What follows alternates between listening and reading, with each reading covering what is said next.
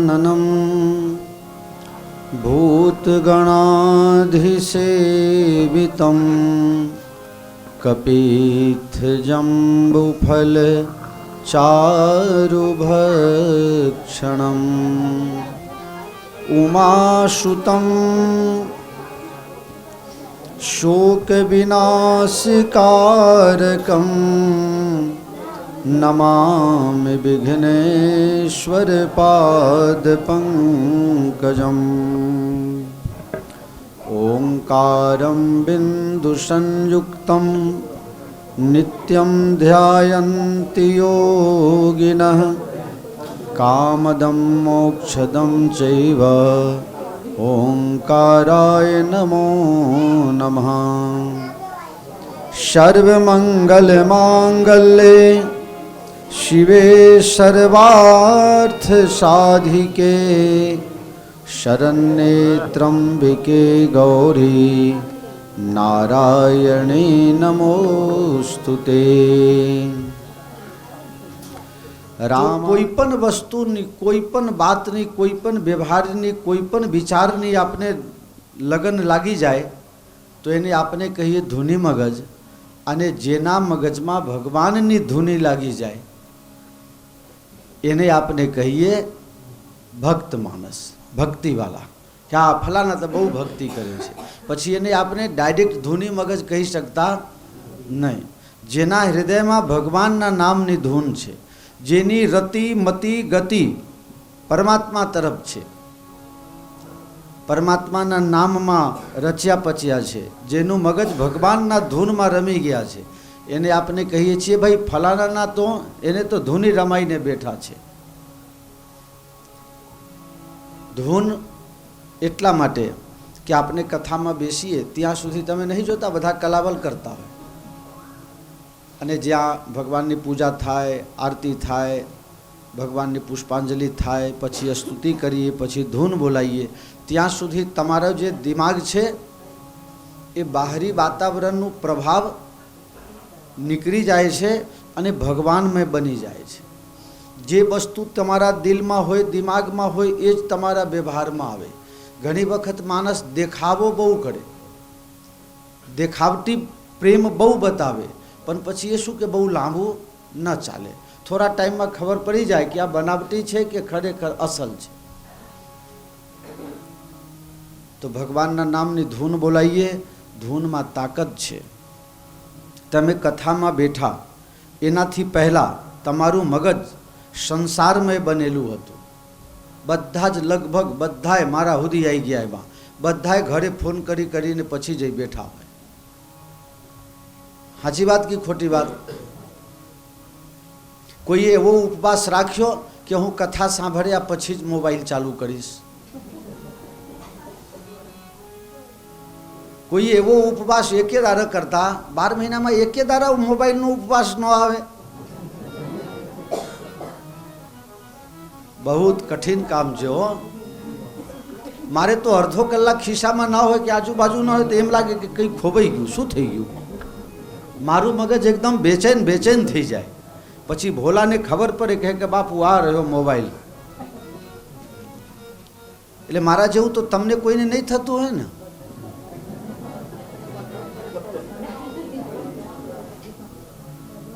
કોઈને કહીએ ના કરતા આપના ઉપર લઈ લેવું સારું. જેને પરમાત્માની ધૂન લાગી છે, પરમાત્માની લગન લાગી છે, એનું જીવન સાર્થક છે. તો ધૂન એટલા માટે બોલાવીએ છીએ કે અત્યાર સુધી તમે છેલ્લા 21 કલાકથી 22 કલાકથી તમારું મગજ સાંસારિક વ્યવહારમાં, બાહ્ય આડંબરમાં, બાહરી ચરકાટમાં તમારું મનોરંજનમાં હતું, મનોરંજનમાં હતા. હવે અહીંયા આવીને તમારે ચિત્તરંજન કરવાનું છે. એટલે એકદમ શિયાળામાંથી ઉનાળામાં જાય કે ઉનાળામાંથી શિયાળામાં જાય ને એમ વાતાવરણ બદલાઈ જાય ટોટલ. તો ભગવાનના નામનું ધૂન બોલાવીએ એટલે સત્સંગ રૂપી ભૂખ જાગે અને સાંસારિક વ્યવહારની જે અસર મગજમાં હોય એ નીકળી જાય.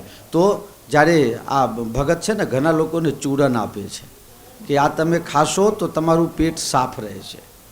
99% ચૂરણનું કામ આ જ છે. આપના જે સ્વાદ છે એ સ્વાદ ભી આવે અને જે રૂચે તો જ પચે, અને પચે એ જ ફાયદો કરે. તો કોઈને ભૂખ ન લાગતી હોય તો ભગત ચૂરણ આપી દે, કોઈને ખાધેલું ન પચતું હોય તો ચૂરણ આપી દે. આ બધી ગોળીઓ શું છે? આ જ છે. તો હું તમને સૌથી પહેલાં ભગવાનના નામની ધૂન બોલાવીને ચૂરણ આપી દઉં છું કે તમને જે હું સત્સંગ 3 કલાક સંભળાવીશ એનું પાચન સારી રીતે થાય. અને પાછું છેલ્લે ધૂન બોલાવીએ કે ચોક બધારે ખવાઈ ગયું હોય. નહીં, ડાયાબિટીસની હું 2 ગોળી કરું છું, એક ભૂખ લગાડવા માટે પહેલાં અને ખાધેલું પચાવવા માટે પછી. જેને જેને ડાયાબિટીસ છે બધાને ડૉક્ટરે કીધું છે આ ગોળી તમારે પહેલાં લેવાનું અને આ ખાધા પછી લેવાનું. અમુક ગોળી પહેલાં લેવી પડે. જેને ગેસની તકલીફ હોય એને રેન્ટેકની ગોળી ડૉક્ટર કહે તમારે ઉઠતાની સાથે પહેલાં આ ગોળી લઈ લેવાની, એટલે આખો દિવસ તમારી એસિડિટી ન થાય, એ બધું પાચન કર્યા કરે. પછી અમુક ગોળી એવી હોય કે ખાધા વગર લેવાય નહીં, તો એનું રિએક્શન જુદું આવે પાછું, અને એમાં કોઈ પેન કિલર હોય એટલે વાત પૂરી થઈ ગઈ. તો પહેલાં આપણે કઈ ગોળી લેવી છે? સત્સંગની ભૂખ જગાડવાની ગોળી. ઓમ નમઃ શિવાય, ઓમ નમઃ શિવાય, ઓમ નમઃ શિવાય, ઓમ નમઃ શિવાય.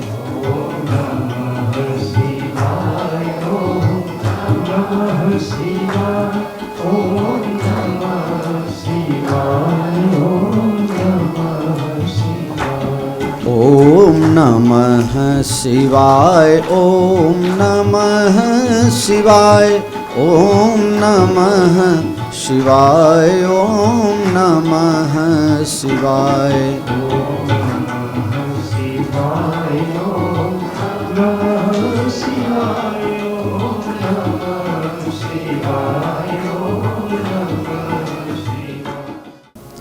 મોટાઈની લડાઈ ક્યાં નથી?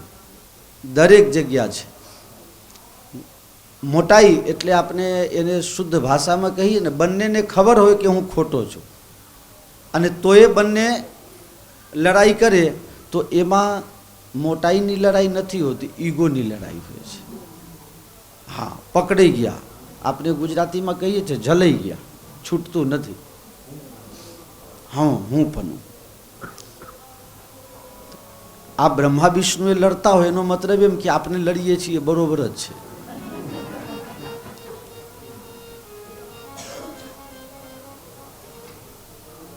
કભી કભી લડાઈ ભી કરની પડતી હૈ ના. મારે અને છાયાબેનને બહુ ઝઘડો થાય. ચંદનજી, રણછોડજી, પડદા ખોલી નાખો. હા, બહારથી કોઈને દર્શન કરવું હોય તો કરી શકે. આ ભોલાનું કામ લાગે છે, એને જ બંધ કર્યું છે. ના ના, સાચી વાત છે. રાતમાં મોડા સુધી એને જાગવાનું, એટલે એને રૂમમાં હિતેશભાઈ જોડે ફાવે નહીં, એટલે રાત્રે અહીંયા આવીને હોઈ ગયો હશે. હે, પાછું મને શું કહે ખબર છે કે બાપુ તમે કોઈને ડબલ બેડ આપ્યા, કોઈને ટ્રિપલ બેડ આપ્યા, અમારે તો 30 બેડનો રૂમ છે. હા, અમારે 30 બેડનો રૂમ છે. બધાને તો એક બાથરૂમમાં 10 જણા, ને અમારે તો 3 બાથરૂમમાં હું એકલો જ છું. થોડું થોડું બધામાં ના હાજે.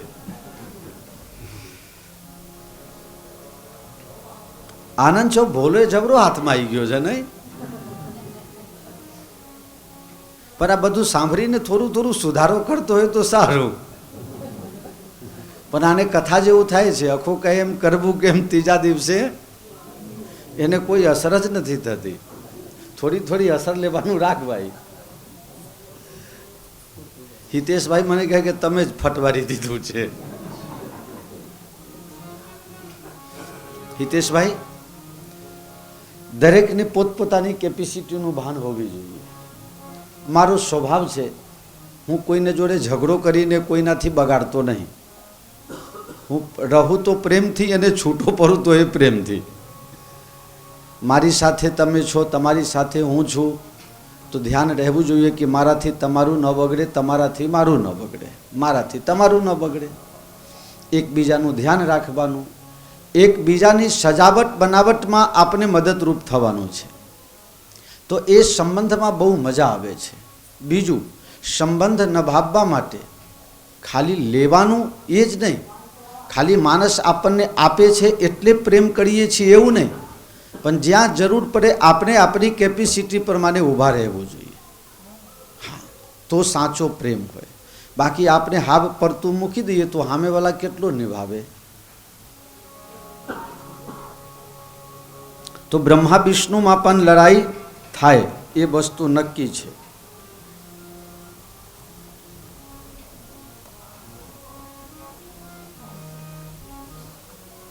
એનાથી તો આપણે ઘણી બધી કથા આગળ જતી રહી હતી. હું આપણે બ્રહ્માજીનું માથું કપાઈ દીધું, એટલા સુધીની કથા આવી ગઈ. પછી આપણે કેતકીને પૂજામાં વર્જિત કર્યા, ધતુરાને ભગવાન અપનાયા, આ બધી કથા થઈ ગઈ.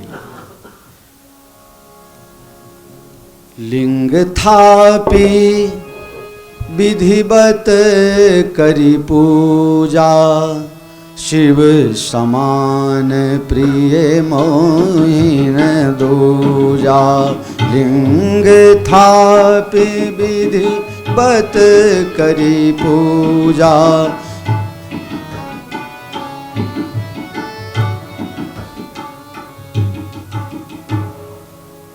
શિવલિંગ નું પ્રાકટ્ય. બ્રહ્માજીને મસ્તક કપાયું, એમને પુષ્કરમાં સ્થાપિત કર્યા. દરેક યજ્ઞોમાં બ્રહ્માની જે નિમણૂક કરાય પછી જ યજ્ઞ કાર્યો. ભગવાન વિષ્ણુને પોતાના મિત્ર બનાયા, પોતાના ઈષ્ટદેવ બનાયા. તમે મારા સ્વામી પણ છો, સેવક પણ છો અને મારા મિત્ર પણ છો. ત્રણે ભાવ શિવ અને વિષ્ણુમાં. સેવક સ્વામી સખાસીય પી કે,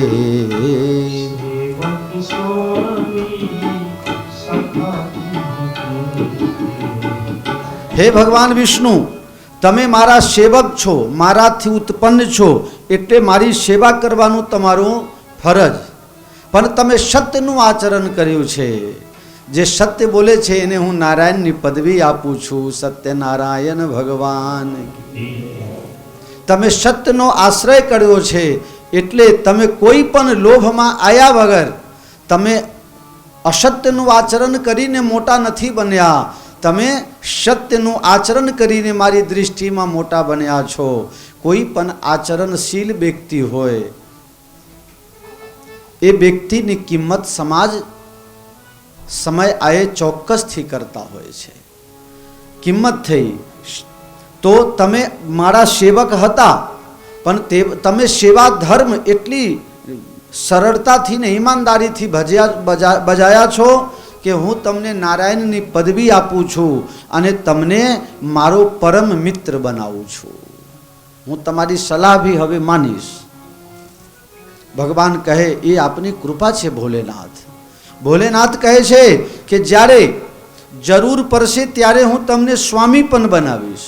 ભોલેનાથ, હા, મારા ઉપર કોઈ છે નહીં, પણ જ્યારે મને જરૂર લાગશે કે મારા ઉપર કોઈ હોવું જોઈએ ત્યારે હું તમને સ્વામી તરીકે પણ સ્વીકાર કરીશ. વિષ્ણુ ભગવાનને અઢળક આશીર્વાદ અને સત્તા આપી દીધી છે. મેં તમને પછી થોડા આગળ ભી વર્ણન કરીને કહ્યું હતું. તો જ્યારે ભગવાન શિવલિંગ રૂપે પ્રગટ થયા તો એ શિવલિંગનું 5 મોઢું હતું. 5 મુખવાળા શિવલિંગ. 5 મુખમાંથી એક એક અક્ષર નીકળે છે. અ, ઉ, મ, નાદ અને બિંદુ. આ 5 ભેગા થઈને એક અક્ષર બને છે, શબ્દ બને છે, બ્રહ્મ બને છે, બ્રહ્માંડ બને છે અને એનું નામ છે ઓમ. ओम जपो हरि ओम जपो, ओम जपो हरि। ओम पोते पण मंत्र छे અને કોઈ પણ મંત્ર ઓમ વગર ન ચાલે। સ્વર હોય કે વ્યંજન તમે જોવો તો આ 5 અ ઉ મ બિંદુ અને નાદ, આ 5 દરેક કોઈ પણ શબ્દ જ ન બને આના વગર। આ 5 માંથી એક આમાં હોય ને હોય, એના વગર શબ્દનું નિર્માણ થઈ શકે નહીં। આ સત્ય છે। દરેક મંત્રની ઉત્પત્તિ થઈ। એટલે બહુ સુંદર, હું કાયમ માટે આ મંત્ર બોલું છું। તમને લોકોને પણ આગ્રહ કરું છું। પાછું ગુજરાતી થઈ ગયું ને, હિન્દીમાં કરવાની કોઈએ કીધું એ નહીં લ્યો।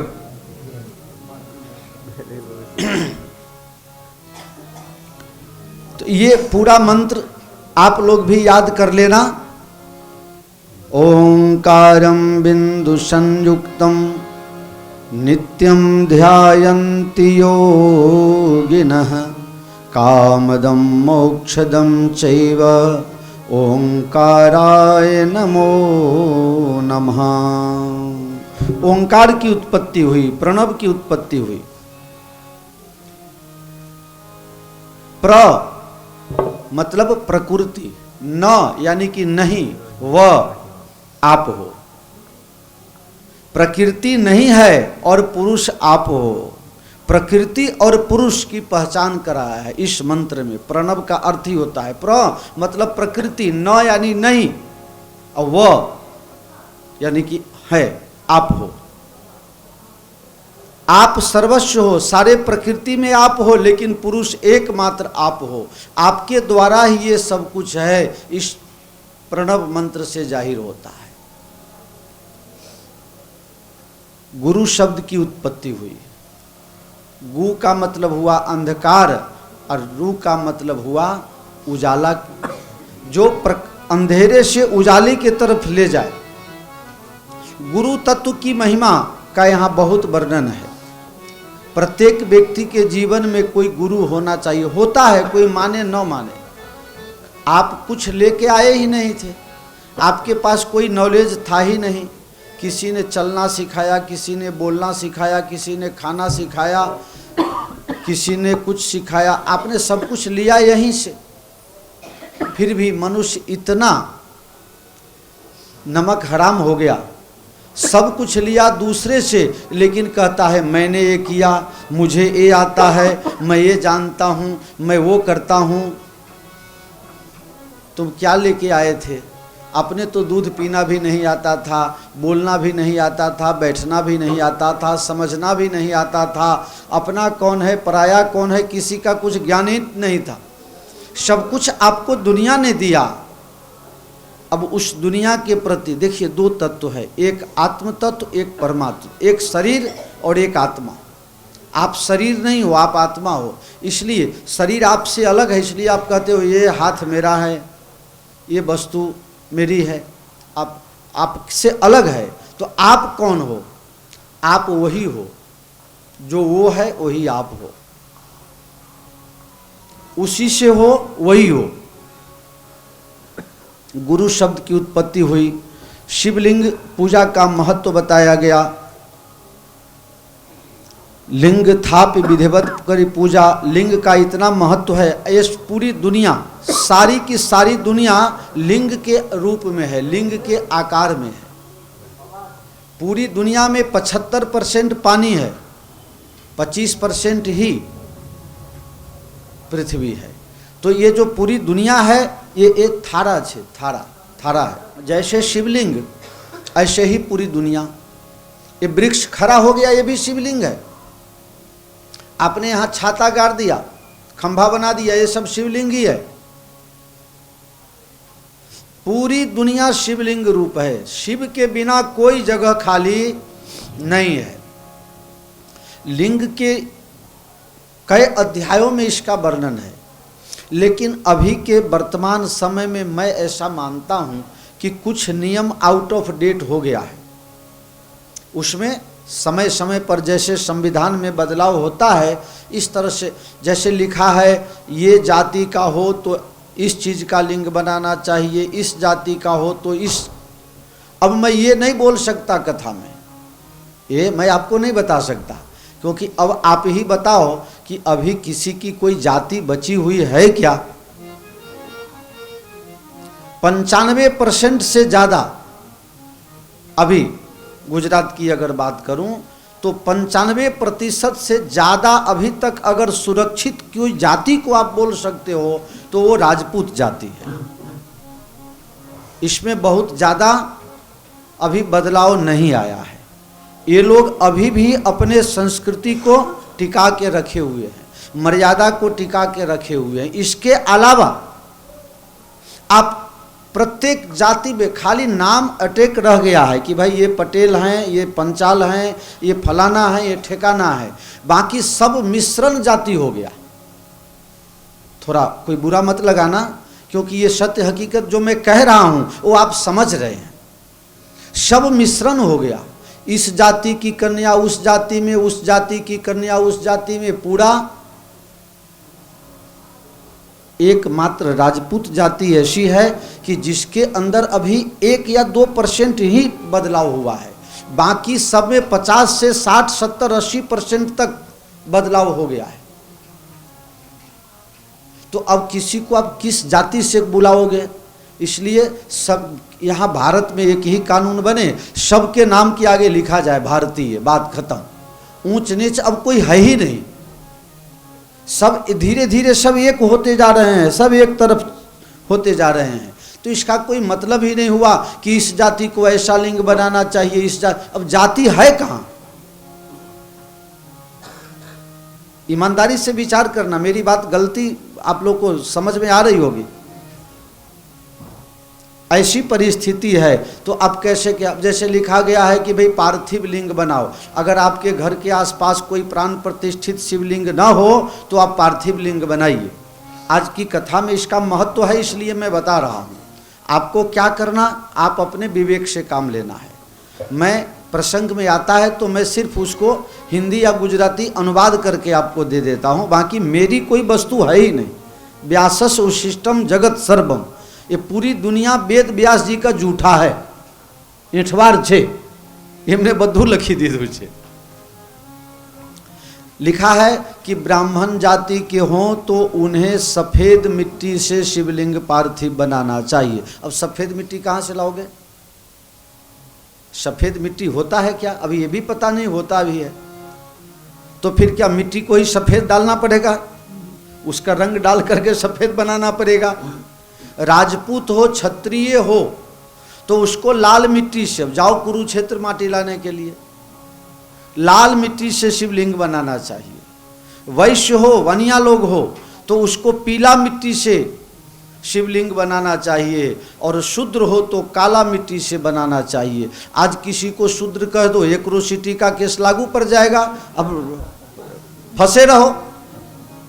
3 वर्ष सुधी तो जामीन ज न मिले, એવું કંઈક नियम से ना, किसको शूद्र बोलोगे? अभी तो किसी का अगर हाथ पैर टेढ़ा हो तो उसको विकलांग भी नहीं बोल सकते हो। सरकार ने विकलांग शब्द निकाल दिया, बोलता है दिव्यांग बोलो, दिव्यांग, दिव्य, दिव्यांग। अब अपने देख रहे हैं कि वास्तव में विकलांग है, अंग भंग है, अब फिर दिव्यांग मैं कैसे कह दूं भाई? जब है ही नहीं तो उसको दिव्य कैसे बना दिया जाए? लेकिन सरकारी कानून है, वो बोलना पड़ता है। अंधे को अंधा नहीं बोल सकते, अगर कहना हो तो उसको प्रेम से पूछना पड़ेगा। पंपारी ने पूछવું पड़े, आप सूरदास हो, आपको पहले से जीवन से तकलीफ है या अभी बाद में हो गया है? अंधा नहीं बोल सकते, हमको अंधा बोल दिया, अबे तू छे एमा क्या खोटू बोल्યું છે, पर बोलाए ना बोलाए। એને પ્રેમથી सूरदास कहो तो बहु आनंद आवे। बानी ऐसी बोलिए मन का आपा खोए, औरन को शीतल करे आप भी शीतल होए। हाँ, बहुत बात ऐसी है कि सत्य होते हुए भी हम नहीं बोल सकते। जैसे एक व्यवहार की बात है, कोई अपने माँ को अगर माँ कह के, मम्मी कह के, बा कह के बुलावे तो ठीक बात है। अगर कोई लड़का कोई नालायक हो जाए, कहे मेरे बाप की बहू इधर आ, अब है तो बात सही, बाप की बहू तो है, लेकिन बोला नहीं जा सकता है। तो आज समय ऐसा है कि आप अंधे को अंधा नहीं बोल सकते। कोई शूद्र, पहले शूद्र शब्दों को निकाल करके हरिजन शब्द लाया गया। आज अगर किसी को हरिजन भी कह दो तो SC ST बोलो तो अच्छा लगता है, लेकिन अगर हरिजन बोल दो तो उसको बुरा लग जाता है। हमको हरिजन कहा, भाई हम ही को कहो ना हरिजन। हरिजन जान प्रीति यति गाढ़ी, सजल नयन पुल का बलिबाड़ी। हरिजन किसको कहा जाता है? हरि ना जन एने हरि कहवाए। तो ये सब व्यवहारिक बात अभी नहीं है, अव्यवहारिक है। इसलिए मेरा एक ही कहना है आप लोगों से, अति संक्षेप में, हम 24,000 श्लोक के लफड़ा में न जाए। हम एक ही शब्द मान लें कि शिवलिंग की पूजा किसी भी तरह से करो। अगर नहीं है आपके पास शिवलिंग, तो आप मिट्टी से शिवलिंग बनाओ। हर प्रकार, हर वस्तु से शिवलिंग बनाने का विधान लिखा गया है। गोबर, आपने छान कहिए ना, गाय के गोबर से भी शिवलिंग बना सकते हैं, इसका विधान है। लेकिन जो शिवलिंग आप पार्थिव लिंग बनाते हैं, उसकी ऊंचाई वेदी के साथ कम से कम 4 उंगली होना चाहिए, वो उत्तम माना गया है। फिर 3 उंगली, फिर 2 उंगली, फिर 1 उंगली।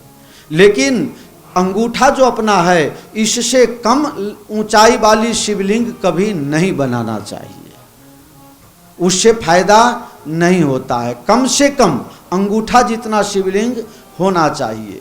सोना का शिवलिंग, चांदी का शिवलिंग, तांबे का शिवलिंग, इस लफड़ा में कौन पड़े भाई? आज तो तांबा का नाग भी महादेव जी के ऊपर से चोरी करके चोर ले जाता है। मंदिर में से घंटी की भी चोरी हो जाती है। हूँ तो राखतो ज नहीं, 4-5 जता रहा पछी आ बधी 12 घड़िए लाओ ने बजी। पहले घंटी बजाया जाता है ताकि पता चल जाए कि भगत आई गया, साधु महाराज सापचेत थी जाए। गोटा बोटा खाता हो मरचा ने भजिया तो अंदर जईने मूकी आवे, आओ आओ आओ आओ नहीं, એટલા માટે ઘંટડી વગાડતા હતા નહીં। એટલે અત્યારે CCTV કેમેરા લગાવી દીધા છે। ભગત જ્યાં પગથિયામાં ચઢે એટલે ખબર પડે है। तो कुछ चीज ऐसा, अभी पार्थिव शिवलिंग देखो, ज्योतिर्लिंग रामेश्वरम, वास्तव अगर देखा जाए तो ये पार्थिव लिंग ही है, पार्थिवेश्वर ही है, उन्हीं में ज्योति स्वरूप प्रकट किया गया है। क्योंकि शिवलिंग लेने के लिए हनुमान जी काशी गए थे। हनुमान जी को अहंकार हो गया कि अगर मैं न होता तो रातों रात यहाँ रामेश्वरम से काशी कौन जाकर के शिवलिंग ले आता। भगवान ने कहा मैं किसी का घमंड नहीं रखता हूँ। हनुमान जी आप नहीं रहो थे तभी दुनिया थी, और आप नहीं रहोगे तो भी दुनिया मैं चलाने वाला हूँ। देर कर दी। ब्राह्मणों ने कहा महाराज मुहूर्त निकल जाएगा, तो फिर नया मुहूर्त कब आएगा पता नहीं। भगवान पूछे कि भाई उसका उपाय क्या है? बोले फिर यहीं शिवलिंग बनाते हैं अपने, और वहीं समुद्र किनारे रेत को मिला करके, बालू को इकट्ठा करके, और उसी का शिवलिंग बनाया गया, उसी की प्रतिष्ठा की गई। आप जब रामेश्वरम जाते हैं दर्शन करने तो आपको पता होगा, आपका गंगा जल शिवलिंग ऊपर चढ़ाया भी नहीं जाता है, और आपका गंगा जल जो है ले लिया जाता है आपके संतोष के लिए, लेकिन चढ़ाया नहीं जाता। आप किसी को भी कभी, पहले से नियम है, पुजारी के अलावा वहाँ कोई मंदिर में जाता भी नहीं है। आपने कभी शिवलिंग का स्पर्श करके पूजा करते हुए पुजारी को भी नहीं देखा होगा, क्योंकि रेत से बनाया गया है, इसलिए उसकी सुंदरता कम न हो जाए, बेर बिखेर न हो जाए, इसलिए उसको संभाल के रखा गया है। आपके गंगा जल को वहाँ पहुँचा दिया जाता है, चढ़ा नहीं दिया जाता है, पहुँचा दिया जाता है। तो ये सब व्यवस्था है। कुछ चीज़ ऐसा है जो पर्दे में रहे वही अच्छा है। हाँ, हर वस्तु को बाहर लाना ठीक नहीं होता है। पर्दे में रहने दो, पर्दा न उठाओ, पर्दा जो उठ जाएगा तो भेद सारा, भेद को राज रहने दो। कुछ राज छुपा के रखना भी जरूरी होता है। जब तक छुपा है तब तक ठीक है, छप गया तो फिर बात खत्म। तो आप शिवलिंग की पूजा करें। अगर आपको मंदिर में जाने में दूर पड़ता हो, कहीं बाहर गए हों, तो एक स्फटिक आता है, आप स्फटिक का शिवलिंग अपने साथ हमेशा रखें।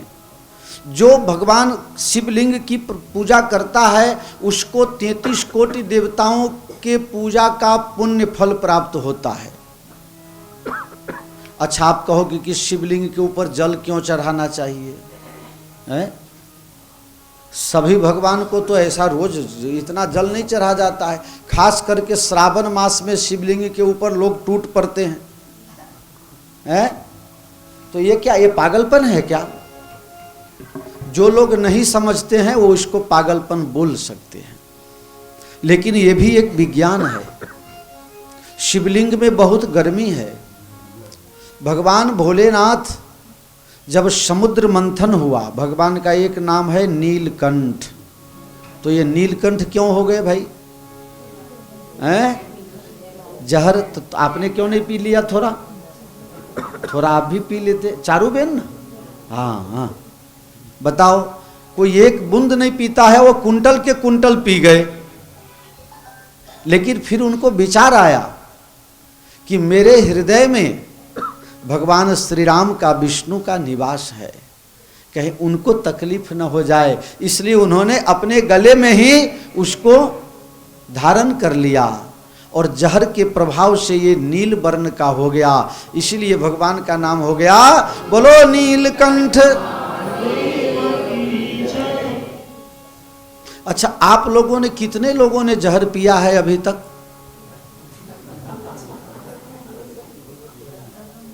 बहुत से लोग पी के बच जाते हैं, मरते नहीं हैं। है पोपट जी, अतुल भाई नतिया केटा बची नहीं जाता। नहीं, मैं तो ऐसा मानता हूं, आप लोग मानो ना मानो, लेकिन मैं आप सबको जानता हूं, पहचानता हूं, आपके अंदर में मैं घुसा हुआ हूं। आप सब लोगों ने जहर पिया हुआ है। अब बताओ कोई कि मैं नहीं पिया हूं, तो मैं बता दूं आपको, आप कब पिए थे, किस तारीख को। किसने किसने नहीं पिया है, सही बोलना। सबने पिया हुआ है, कोई हाथ भी नहीं उठा रहा है। तो मैं फिर उल्टा पूछूंगा, ऐसी कौन सी मुसीबत आ गई कि तुमको जहर पीना पड़ा?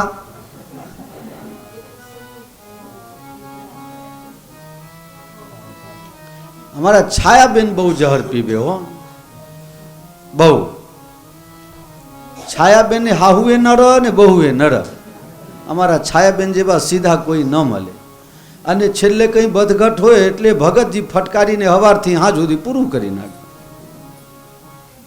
હવે આ બેમાં મને એમ લાગે કે આ ચોખા હાચા કોના હતા? बसंत भाई, चोखा किसने चढ़ाया था?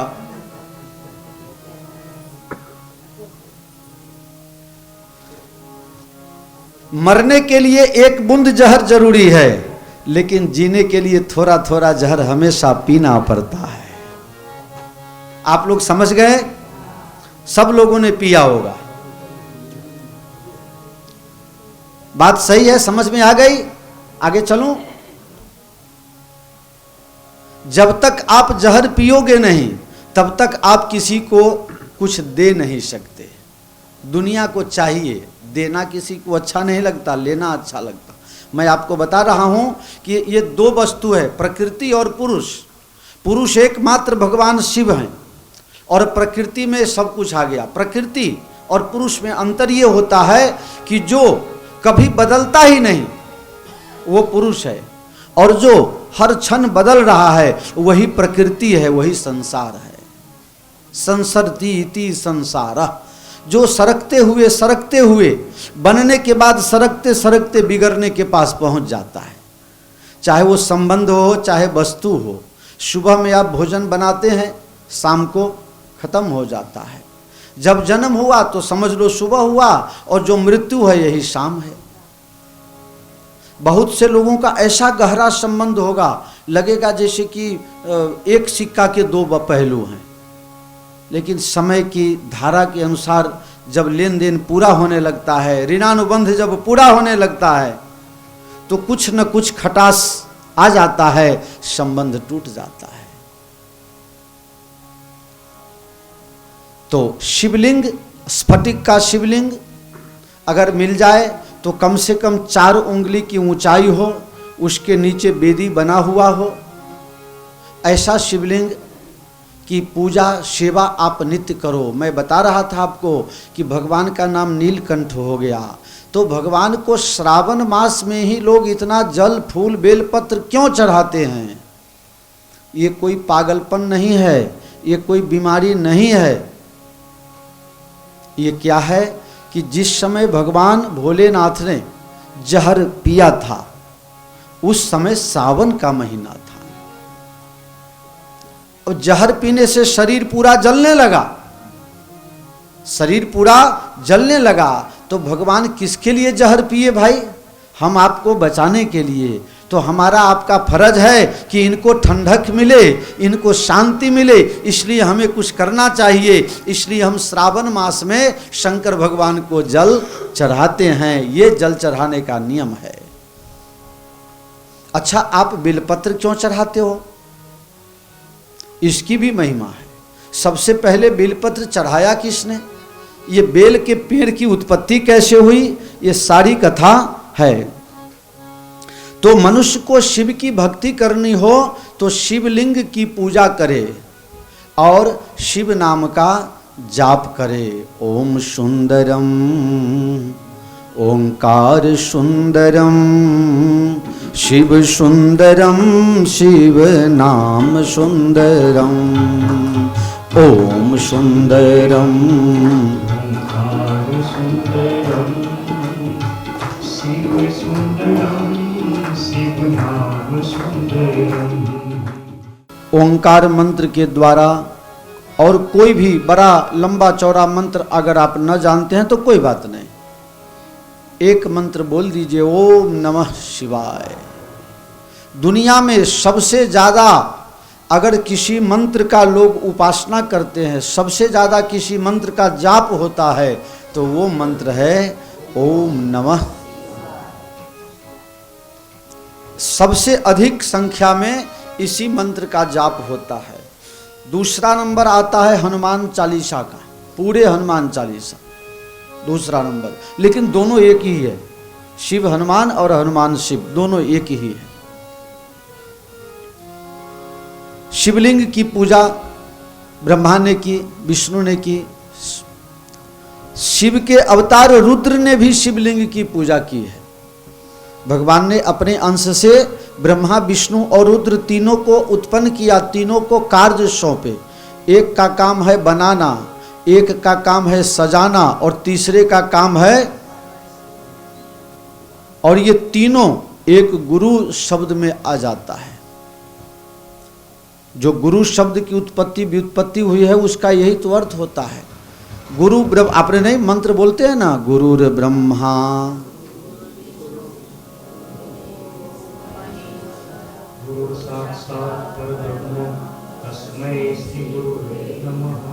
गुरु को आप किस किस नाम से बुलाते हो? गुरुर ब्रह्मा। ब्रह्मा, गुरु जी ब्रह्मा हैं, तो ब्रह्मा बन के क्या करते हैं? आपके हृदय के अंदर सद्विचार को उत्पन्न करते हैं। फिर आप क्या कहते हो? विष्णु बन करके उसकी स्थिति को यथा स्थिति रखते हैं, बिगड़ने नहीं देते हैं। सद्विचार को टिका करके रखते हैं, उसको संभालते हैं। और फिर क्या बोलते हो? महेश्वर। इनको शिव भगवान ने रुद्र को क्या दिया? महेश्वर को क्या दिया है? संहारकारी देवता बनाया है। आपके हृदय में अगर विकार आ जावे तो गुरु महाराज का काम है महेश रूप बन करके उस विकार को नाश करना, हटाने का प्रयास करना। अब फिर भी अगर कोई न माने तो फिर वो अपना अंतिम तीसरा नेत्र खोलते हैं। गुरु ब्रह्मा गुरुर्विष्णुर गुरुर्देवो महेश्वरः, फिर क्या कहा? पर ब्रह्म। ये तीनों काम करने के बाद अगर तीनों वस्तु अब स्थिति सही है, कफ पित्त और वायु, यही आ गया ना, यही वस्तु है, तीनों सही है, सही वस्तु पैदा हुआ, वो टिक के रह रहा है। अगर कुछ खराबी आ जाए तो उसको उसी क्षण समाप्त कर दिया जाता है। ये तीनों वस्तु जिसके पास आ गया उसके पास ब्रह्म प्राप्ति का साधन सुलभ हो जाता है। यही गुरु महाराज का काम होता है। गुरु शब्द की उत्पत्ति शिव पुराण में ही वर्णन किया गया है। तो लिंग थाप विधिवत करी पूजा, आप लिंग की स्थापना प्रतिदिन करें। चल और अचल दो प्रतिष्ठा होती है। आप हमेशा घर पर टिक के नहीं रह सकते हैं, तो आप जो शिवलिंग लाओ बाजार से खरीद के या जहाँ से भी लाओ, तो पवित्र ब्राह्मण को बुला करके, जो व्यसन न करता हो, तंबाकू का सेवन न करता हो, जो तंबाकू का सेवन करता है उसकी पूजा भगवान स्वीकार नहीं करते हैं। चाहे कितना भी दंभ कर लेवे, लेकिन तंबाकू का सेवन करने वाले का की पूजा भगवान कभी स्वीकार नहीं करते हैं। ये वैष्णव मताब्ज भास्कर ग्रंथ में लिखा हुआ है। मैं अपने घर की बात आपको नहीं बताता। कितना भी पूजा कर ले उसको पुण्य की प्राप्ति नहीं होगी, ऊपर से उसको दोष लगेगा और जो सुखी होना चाहिए था इसके बदले दुखी हो जाएगा। घर के, परिवार के, समाज के लोग, सब कुछ होने के बाद जो सम्मान चाहिए वो सम्मान आज लोगों को नहीं मिल रहा है। इसका कारण यही है कि 80% लोग इस दुनिया में तंबाकू का सेवन करने में लगे हैं। 67% यानी कि 67%, 67% जो कैंसर है वो सिर्फ शिवलिंग नहीं चल प्रतिष्ठा करीने तमे जे पण जग्या जाओ दरेक जग्या साथे लई जई शको छो। भगवान शिव ने, शिवलिंग ने तमे पंचामृत द्वारा अभिषेक करी शको छो। तमारी जोड़े पंचामृतनी व्यवस्था न होए तो तमे फक्त शुद्ध गंगाजल थी पण स्नान करावी शको छो। शुद्ध गंगाजल पण कोई परिस्थिति में न होए तो तमे शुद्ध जल जे तमारा घर में छे, जेमांथी कोई पीधु न होय, एठू न थयु होय, अपवित्र न थयु होय, एवा शुद्ध जल थी पण तमे भगवान भोलेनाथ एक एवा देवता छे, ऐसे देव और कोई है ही नहीं। कन्हैया बिना माखन के न माने। भगवान राम जी को खीर चाहिए, गणेश जी को लड्डू चाहिए, हनुमान जी को लड्डू चाहिए। सभी देवता के पूजा में खर्चा है, भगवान शिव की पूजा में कोई खर्चा नहीं। शंकर भगवान को पता था, उनको पहले से पता था कि कलयुग के लोग बड़े लालची होंगे, वो बड़े लोभी होंगे, जो भी चाहिए सब मुफ्त में ही चाहिए। हाँ, मुफ्त आ 3 काना मात्रा वगरनु शब्द क्या थी आई गयो खबर नहीं। भूखा काढ़ी नाख्यो, लोको छेतराय पाछा एमां छेतरावानो धंधो जा। महाराज कहीं नहीं लेता, पछी 3 दिवस पछी महाराज चोपड़ी काढ़े। हाँ, 3 दाड़ा पछी हूँ कहीं लेतो नहीं पण मारे गौशाला चाले छे। 3 दिवस पछी महाराज चोपड़ा काढ़े। काम ऐसा करो जिससे आपको संतोष हो, किसी के बहकावे में नहीं, जो डायरेक्ट आपको पुण्य की प्राप्ति हो। आपके नजर के सामने, आपके देखते हुए जो काम हो रहा है पुण्य का काम, उसमें सहयोगी बनना चाहिए। हम सहयोग नहीं करेंगे तो अच्छा काम होगा कैसे? लेकिन जो आपके पीछे, पीठ पीछे अंधेरा में हो रहा है कि नहीं हो रहा है, उसकी जानकारी तो रखो। ये कलयुग है, बड़े सावधानी से रहना पड़ता है। तो शिवलिंग की आप पार्थिव पूजा या स्फटिक का शिवलिंग, अभी वर्तमान समय में मुझे 2 ही ठीक लगता है। चाहे तो प्राण प्रतिष्ठित शिवलिंग है, वहाँ जाके आप पूजा कीजिए, अथवा तो आप घर पर स्फटिक लिंग रखिए। अगर वो भी ना हो तो पार्थिव पूजा कीजिए। ये 3 के अलावा और सब मैं आउट ऑफ डेट में गिनता हूँ। इससे भी विशेष लाभ लेना हो तो 12 ज्योतिर्लिंग की यात्रा कीजिए, वो मैं आपको बताऊंगा। 12 ज्योतिर्लिंग की यात्रा के लिए कितना शिव जो जैसे द्वादश ज्योतिर्लिंग है, ये द्वादश ज्योतिर्लिंग के उपलिंग भी हैं। कुछ प्रसिद्ध शिवलिंग भी भारतवर्ष में हैं, नेपाल या और कई जगह मिल करके। तो ये इन सब जगहों की यात्रा करके उनका आप दिव्य दर्शन कीजिए, लाभ लीजिए। यहाँ तो लगभग सब लोगों को दर्शन हो गया। महाकालेश्वर भगवान का दर्शन सबको हुआ। कोई बाकी है कि कथा के बाद जाऊंगा? तमे बाकी छो? अच्छा, हाँ, એને બાકી એટલા માટે રાખ્યા છે, આ દાદાને લઈને આજ જવાનો છે। દાદાને લઈને જજે, ત્યાં પાવતી ફરાઈ લેજે, વ્હીલચેર લઈ લેજે અને એમને દર્શન કરાવી આવજે। આ પણ આ તો છ જ નહીં, કથા પૂરી થાય ત્યાં નહીં જવાનું હે? હા ના, હિતેશભાઈ અને તમે લઈ જજો। હિતેશભાઈ, પોપટજી બધા સાથે ફેરથી દર્શન કરવા જજો।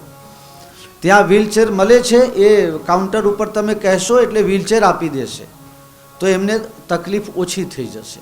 વ્હીલચેર મળે છે। વ્હીલચેર અને 250ની ટિકિટ બે ભેગું લેશો એટલે 10 મિનિટમાં દર્શન જય રામજી की થઈ જાય। तो शिवलिंग की पूजा पंचोपचार षोडशोपचार तक पूजा की जाती है। आप सबके जानकारी के लिए मैं बताना चाहता हूँ, बड़े हर्ष की बात है और मैं अपने आप को खूब प्राउडेड महसूस कर रहा हूँ कि हमारे रक्षाबेन आचार्य और राजेंद्र कुमार आचार्य जी, जो हमारे अयोध्या कथा के यजमान थे, इन्होंने 2 बार पुरुषोत्तम मास में 1.25 लाख पार्थिवेश्वर बना करके षोडशोपचार पूजा करके 1 महीना तक इन्होंने पूजा किया है। तो शिव शक्ति के रूप हैं भाई। और तीसरी बार फिर 2026 में 1.25 लाख शिवलिंग बना के, और कहाँ पर करना है भाई? पक्का है ना? गुप्त काशी ही पक्का है और कहीं नहीं। जो लोग उस कथा में आए थे, दूसरी बार आने का नाम नहीं लेंगे। इतना खतरनाक रास्ता था उस समय, दूसरी बार आने का हिम्मत नहीं। और ये लोग मजबूत होके बैठे हैं, वहीं करना है। जरूर आपकी इच्छा है तो भगवान भोलेनाथ पूर्ण करेंगे, और मेरे तरफ से भी खूब खूब शुभकामनाएं।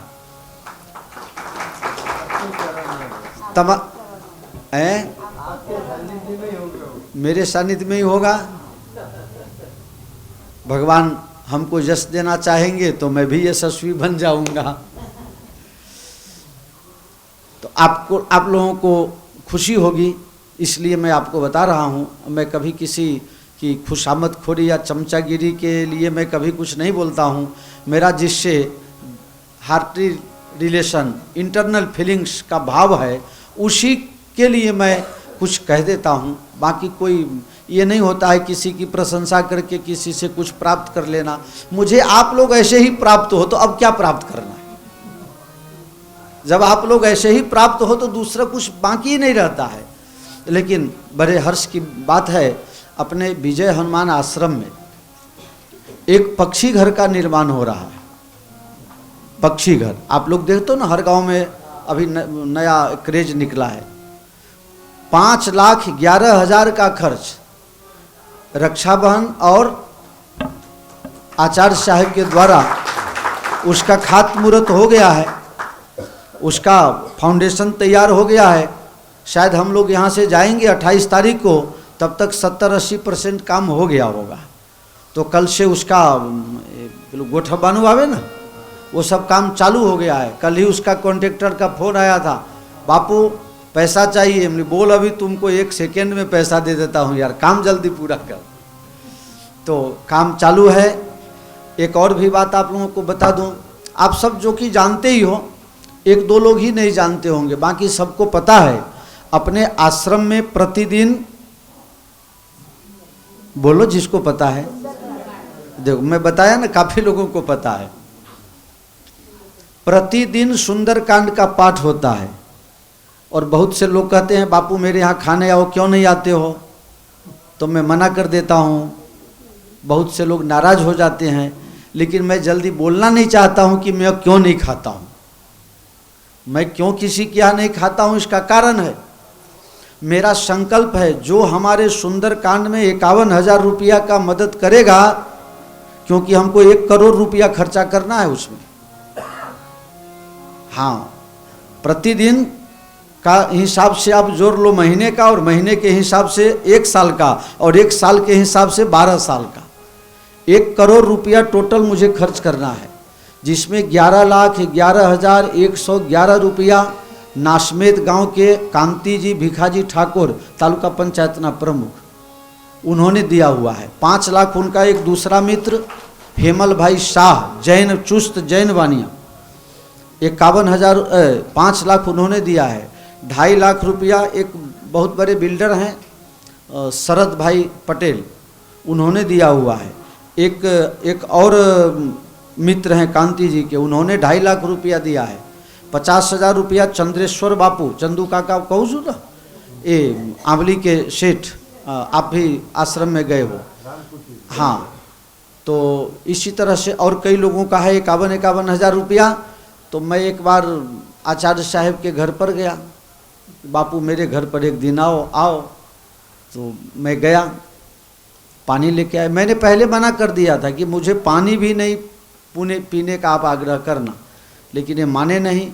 बोले आप जो कहो सब शर्त मंजूर है, लेकिन मेरे यहाँ थोड़ा तो खाना ही पड़ेगा, हम तो बना के रखे हैं। और बहन जी को बनाने का, खाने का, सजाने का, ये सब का शौक़ बहुत ज़्यादा है। तो बहन जी तो सब बना के रखी थी। एक और मेरे साथ कोई था, भोला होगा चाहे महावीर होगा ना, 2 थे हम। मैंने कहा कि बहन जी मैं कहीं नहीं खाता हूँ, आप बुरा मत लगाओ।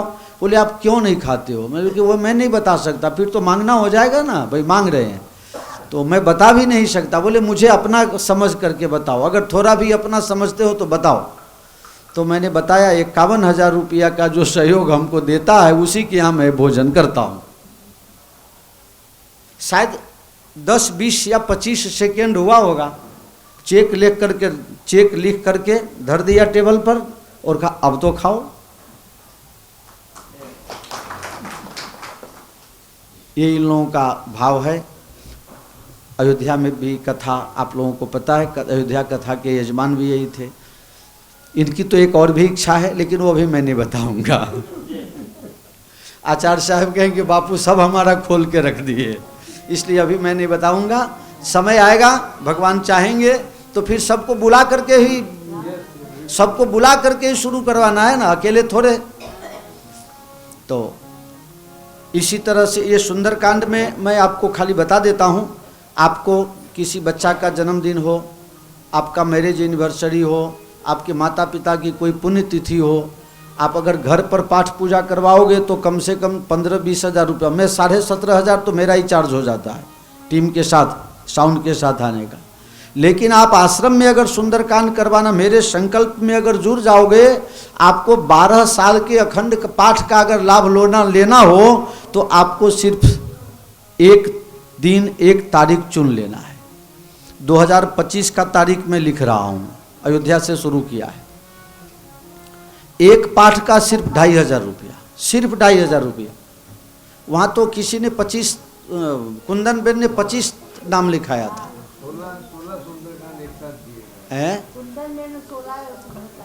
16 तो पिछले साल किया था, अगले साल 25 में उनका 25 पाठ है, और जसवंत सिंह बापू का 10 पाठ है। तो कई लोगों ने कई पाठ लिखवाया है। लेकिन मुझे 500 तिथि लिखना है, 500। उसमें 1, 2, 5 आपकी भी इच्छा हो तो लिखवाना, लेकिन विचार करके लिखवाना। ऐसा नहीं सोचना कि महाराज ने बोला है तो वो लिखाता है तो मुझे भी लिखाना है, ऐसी कोई बात नहीं है। क्योंकि हनुमान जी का संकल्प हनुमान जी पूरा कराएंगे, मुझे पूरा विश्वास है। और आप लोगों को क्योंकि जो एक पाठ कराएगा उसको 12 साल पाठ कराने का फल प्राप्त होगा, क्योंकि उस संकल्प के सहभागी हो गए ना, एनो शेयर लागी गयो एमा। तो आप लोग इसका ध्यान रखना। और साधु का संकल्प है तो हमारा संकल्प तो आपका भी संकल्प हो गया भाई, इसलिए ध्यान रखना, इस साधु की इज्जत बचा लेना। जय राम जी की।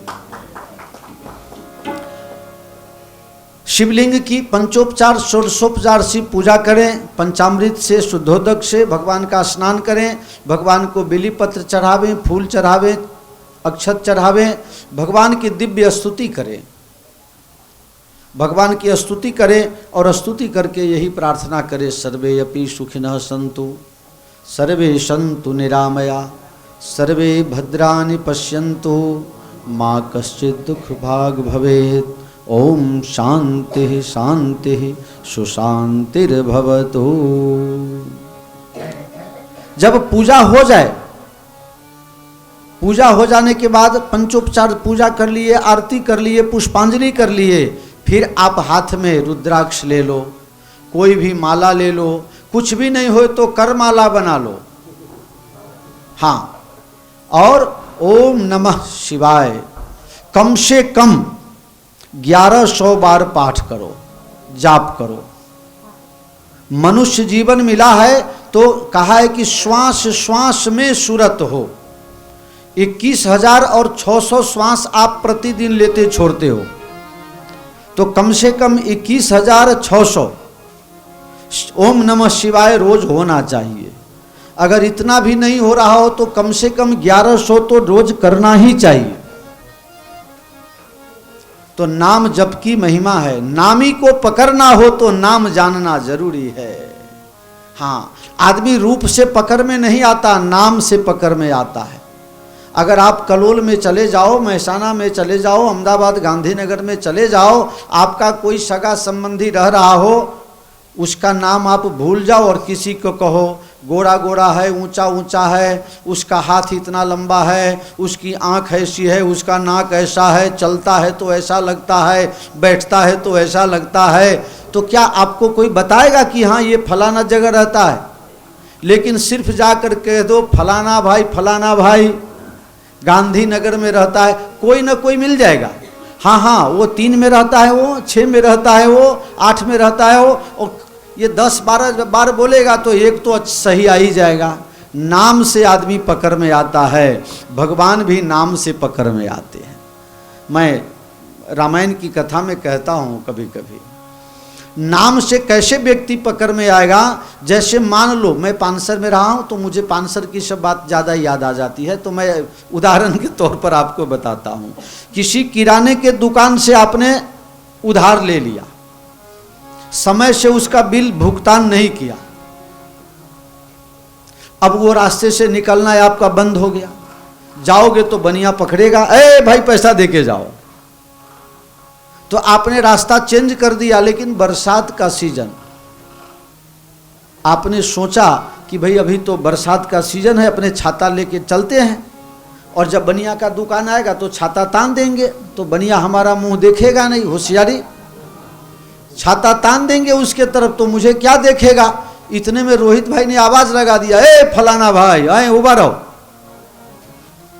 कैसे पता चल गया भाई? अरे वो छाते के ऊपर तुम्हारा नाम लिखा है। नाम से आदमी पकड़ में आता है। नाम वो धन है जो नामी को लाके आपके मुट्ठी में दे देता है, बस में कर देता है। इसलिए नाम जपते रहिए। ओम नमः शिवाय, ओम नमः शिवाय, ओम नमः शिवाय, ओम नमः शिवाय, ओम नमः शिवाय। सब लोग